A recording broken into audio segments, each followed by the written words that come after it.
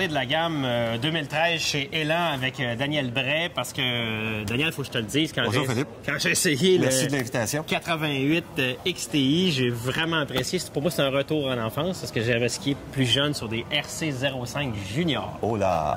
OK. Jadis. Jadis. Et là, Elan a peut-être été un petit peu à l'écart des mainstream, des marchés grand public, mais ils ont un ski en 2012-2013 que le public a intérêt à connaître parce que la technologie est rendue un plan au-dessus des autres compagnies en termes de recherche et développement. Oui. Elan a toujours été très innovatrice en tant qu'entreprise. Ouais. Et dans les dernières années, ça a commencé avec les SCX dans le temps, vraiment la coupe parabolique, qui est devenue un nom générique. Ouais. Maintenant, ce qu'on continue à faire, c'est qu'ils ont commencé avec l'intégration des fixations dans les skis.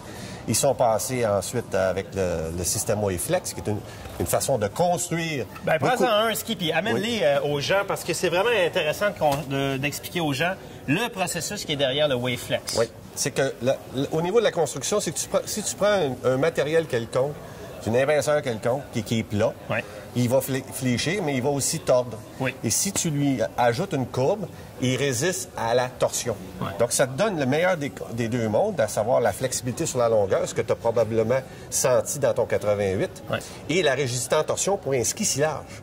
Et ça se retrouve maintenant dans la gamme, dans plusieurs modèles. Il y a maintenant 7 modèles qui sont amphibio et avec la structure WaveFlex. Mais vous l'avez aussi chez les femmes. Et puis ce que je suis en train de regarder, c'est que le design du WaveFlex va varier. Ces espèces de vagues où on a plié le matériel pour le rendre plus rigide en torsion et pas le même type de pliage sur d'un ski à l'autre. C'est ça, exactement. Tu veux que ton ski ait une personnalité propre à lui.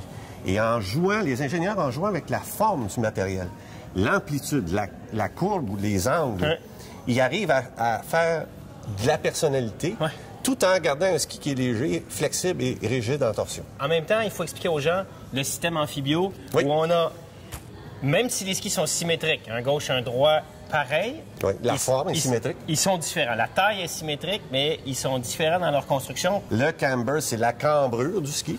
Un ski qui a une cambrure. Donc, la cambrure va se retrouver à l'intérieur. Parce que l'intérieur, c'est notre appui. Sur donc, la sur neige. le pied droit, donc l'intérieur du ski, ici, est en cambrure. On a une cambrure comme ça pour générer du rebond, de l'énergie dans le ski. Et de la stabilité. OK. Sur l'autre côté, on a un léger à l'avant et à l'arrière, une légère courbure, ce qui est le rocker. Le rocker, donc. Donc, le point de contact est légèrement reculé comparativement à l'autre côté. Fait que le côté, sur mon ski droit, le côté droit et le côté gauche, en dessous, le design est différent. Sur le côté extérieur, j'ai comme un rocker. J'imagine que c'est avec la nouvelle façon de skier, avec les pieds larges, ou même le pied intérieur s'engage dans le virage. On est un peu sur l'intérieur de la cheville. C'est exactement ça. Pour faciliter ce geste-là. C'est exactement ça. Et la cambrure, les skis qui sont cambrures sur les deux côtés ont tendance à résister à ce mouvement-là. En même temps, une autre innovation technologique dans les fixations Elan, oui, c'est l'intégration de la plaque à même le ski. Oui, en fait, ici, on voit la deuxième génération de la fixe fusion.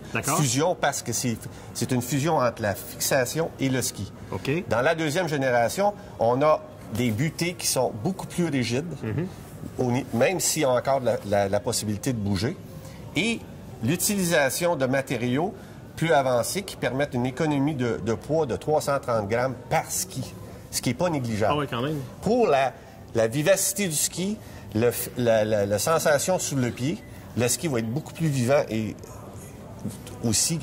il va mieux travailler. Oui, il va être facile à transporter aussi. Ah oui, ça c'est OK, d'accord. Mais si on le plie, les gens ont souvent pas compris qu'en le pliant, bien, la botte, elle ne plie pas. Donc, il faut que la fixation soit libre de bouger pour permettre une courbe parfaite sous le ski. Exactement. Comme quand tu le flexes, là, comme on voit, imaginez-vous que vous avez une botte rigide, mais le ski va rester rond. Ici, vous voyez la partie ici? Le ski va rester rond grâce à cette technologie de fixation-là. Bon, alors, c'est des magnifiques produits pour 2013.